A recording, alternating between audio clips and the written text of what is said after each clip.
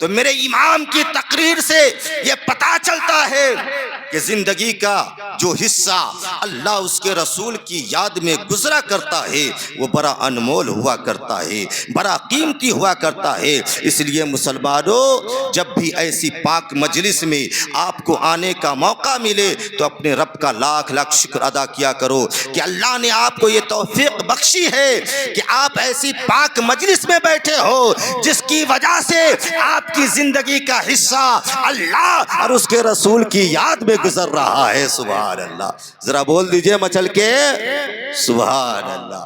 تو توبہ کیجئے گا، توبہ کیجئے گا تو روزی میں برکت ہوگی، توبہ کیجئے گا دعا مقبول ہوگی، توبہ کیجئے گا اولاد نیک ہوگی، توبہ کیجئے گا دل منور ہوگا، جزاک اللہ خیرہ، توبہ کیجئے گا دل منور ہوگا، توبہ کیجئے گا تو روح کو سکون بھی حاصل ہوگا۔ سبحان اللہ، روح کو سکون بھی حاصل ہوگا، روح کو سکون بھی حاصل ہوگا۔ اس لیے رب کی بارگاہ میں یوں فریاد کرے، مولا مولا میں مانتا ہوں کہ میرے اعمال برے ہیں، مولا میں مانتا ہوں کہ میرے عادات برے ہیں، مولا میں مانتا ہوں کہ میرے احوال برے ہیں، لیکن مولا میں یہ بھی مانتا ہوں کہ تیری رحمت اس سے کہیں زیادہ بڑی ہے۔ سبحان اللہ، اس سے کہیں زیادہ بڑی ہے۔ اس لیے رب کی بارگاہ میں یوں دعا کیا کرے، یوں فریاد کیا کرے کہ مولا تو ہمارے برے اعمال کو نہ دیکھ، تو ہمارے برے احوال کو نہ دیکھ، تو ہمارے برے عادات کو نہ دیکھ، اگر دیکھنا ہی ہے تو اپنے کالی کملی والے محبوب کو دیکھ لے۔ ہم سب انہی کے چاہنے والے ہیں، ہم سب انہی کے ماننے والے ہیں، ہم سب انہی کے غلام ہیں۔ اس لیے اے مولا تو اپنے محبوب کے صدقے ہماری توبہ کو قبول فرما لے، ہمارے گناہوں کی مغفرت فرما دے۔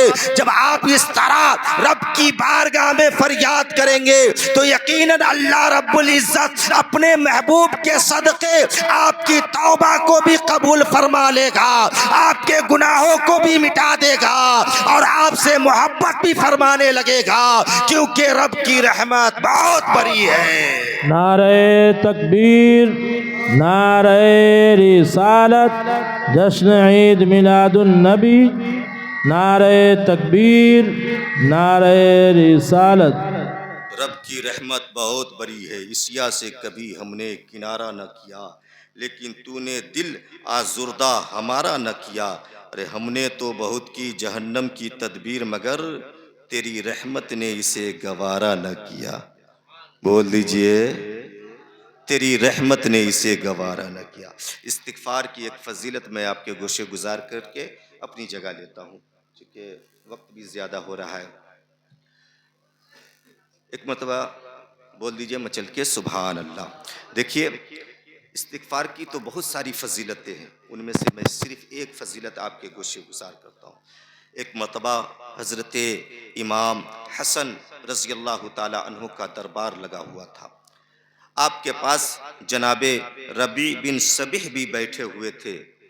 اتنے میں ایک شخص آتا ہے اور عرض کرتا ہے، اے ابن رسول، اے ابن رسول، امسال ہماری بستی میں بارش کی ایک بوند بھی نہیں گری ہے۔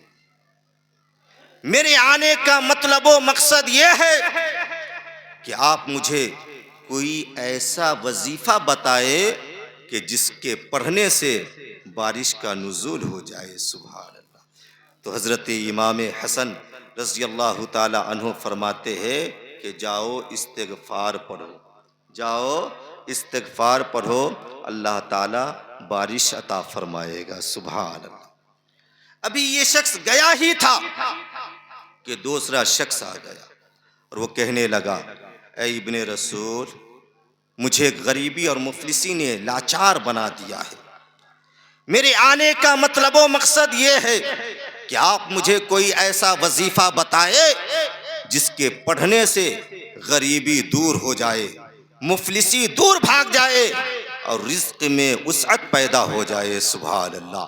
تو حضرت امام حسن رضی اللہ تعالیٰ عنہ فرماتے ہیں کہ جاؤ استغفار پڑھو، استغفار پڑھو، رزق میں وسعت پیدا ہو جائے گی۔ سبحان اللہ۔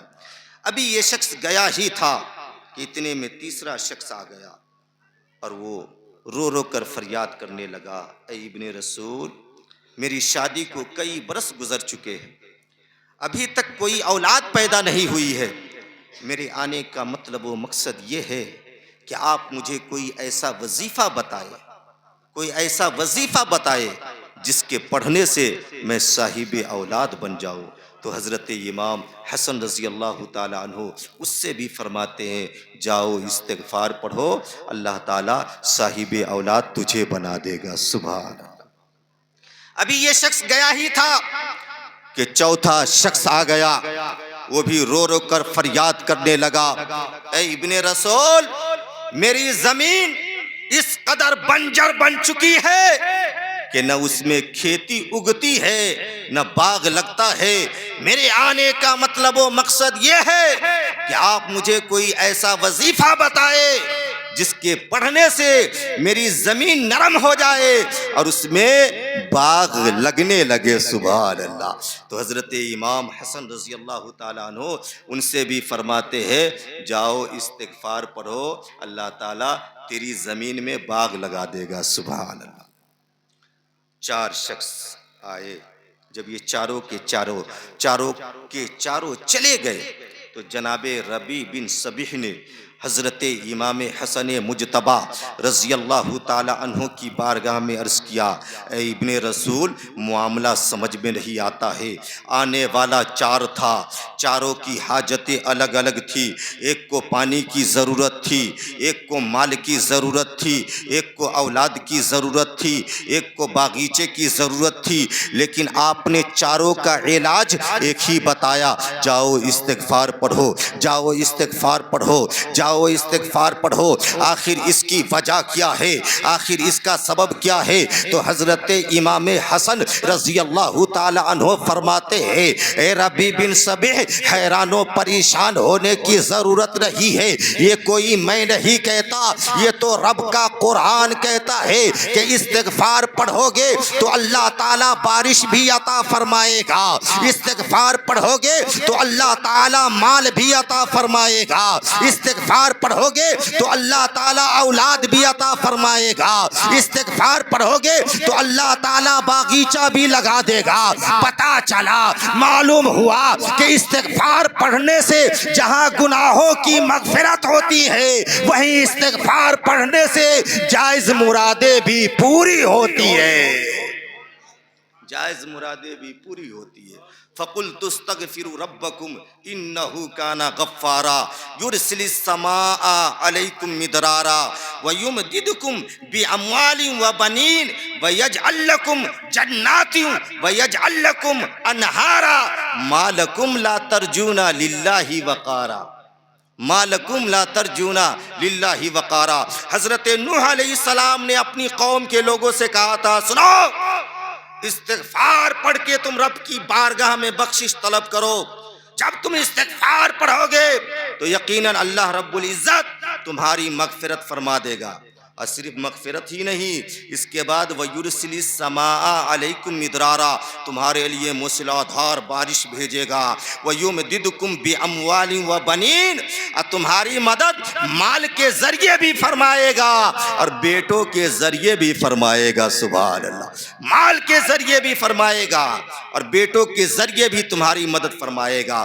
وَيَجْعَلْ لَكُمْ جَنَّاتٍ، تمہارے لیے باغیچے بھی لگا دے گا، وَيَجْعَلْ لَكُمْ أَنْهَارًا، تمہارے لیے نہریں بھی تیار فرما دے گا، مَا لَكُمْ لَا تَرْجُونَ لِلَّهِ وَقَارًا، تمہیں کیا ہو گیا ہے کہ تم رب کی ذات سے وقار حاصل کرنے کی امید نہیں کرتے، امید نہیں رکھتے۔ اے مسلمانوں، استغفار پڑھا کرو، عاجزی پیدا کرو، انکساری پیدا کرو۔ استغفار پڑھیں گے تو قرآن کہتا ہے ان اللہ یحب التوابین، کہ جو توبہ کرنے والا ہے اللہ تعالیٰ اس سے محبت فرمانے لگتا ہے۔ سبحان اللہ۔ جو توبہ کرتا ہے اللہ تعالیٰ اس سے محبت فرمانے لگتا ہے۔ اللہ رب العزت ہم سبوں کو اپنے اپنے گناہوں پر نادم و شرمندہ ہو کر سچی پکی توبہ کرنے کی توفیق عطا فرمائے اور راہ مستقیم پر چل کر زندگی بسر کرنے کی توفیق عطا فرمائے۔ پڑھ لیجیے، استغفر اللہ ربی من کل ذنب و اتوب الیہ، لا الہ الا اللہ محمد رسول اللہ صلی اللہ تعالی علیہ وسلم، وآخر دعوانا الحمد للہ رب العالمین۔ السلام